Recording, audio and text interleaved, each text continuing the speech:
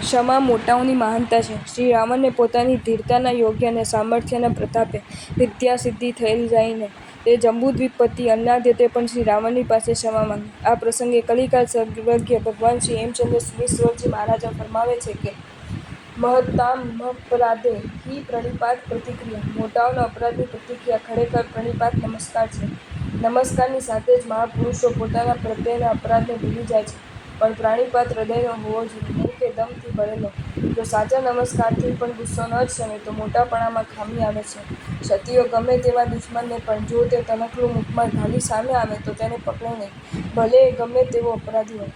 પૃથ્વીરાજ ચૌહાણે 7 વાર મુસલમાન સેનાપતિને પકડ્યા હતા, પણ શામાએ 9માંથી મૂકી દીધા હતા. ક્ષત્રિય વટને નહીં જાણનારો કહેતા કે આ તો નાદાન લોક છે, તો એ પૃથ્વીરાજ કહેતો કે નમે તેને ન મરાય. ક્ષત્રિય જાતિની એ નીતિ છે કે પડેલા પર પાટું ન મારે. દુર્યોધન અને ભીમ વચ્ચેના યુદ્ધ પ્રસંગે કૃષ્ણજી પણ ત્યાં હતા. ક્યાં પ્રહાર કરવાથી દુર્યોધન મરાશે એ કૃષ્ણજીએ ભીમને બતાવ્યું. ભીમે ઢીંચણ પર બરાબર પ્રહાર કરવાથી દુર્યોધન પાડ્યા.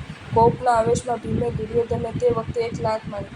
એ જોઈને બલભદ્રજીને ઘણો ગુસ્સો આવ્યો. પડતા પર પાટું ક્ષત્રિય ધર્મનું ખંડન કરનારાને જીવતા ન મૂકવા. આખરે કૃષ્ણજીએ સમજાવ્યા કે ભાઈ ભૂલ્યા, હવે નહીં કરે. આ રીતે સાચા ક્ષત્રિયો સ્વપક્ષમાં પણ અનીતિ સહન ન કરતા.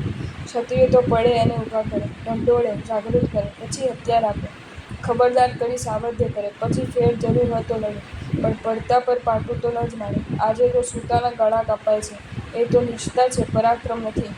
મોટા પુરુષોને દુશ્મન સાચા હૃદયથી નમે કે તરત એમનામાંથી શલ્ય રહે નહીં. જો રહે તો તેટલી મોટાપણામાં ખામી. અહીં અનાદ્રત દેવે ક્ષમા માંગી અને શ્રી રાવણે આપી.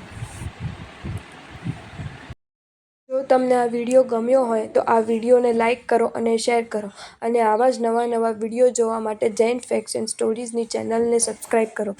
ધન્યવાદ.